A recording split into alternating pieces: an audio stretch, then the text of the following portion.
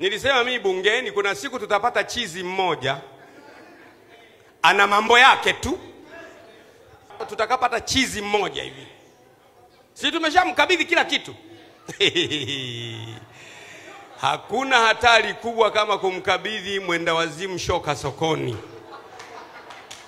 Kwa hiyo rais anapoingia madarakani, si amepigiwa kampeni na watu, anataka waonyeshe wale watu kwamba yeye ni mpiga kazi. Lakini muda alionao ni miaka 5 tu.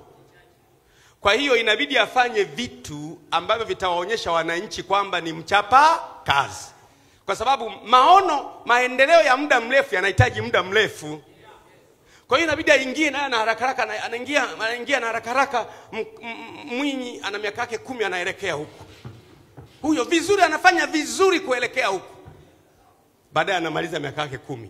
Anaingia Mkapa. Anageuka hivi Mkapa. Na anakwenda kwa kasi alikotokea Mwinyi. Huyo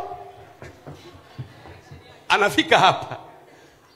Amefanya maendeleo kabisa. Ila ameachana na vyote vilivyokuwa vya nini? Vya Mwinyi. Anaingia rafiki yangu JK.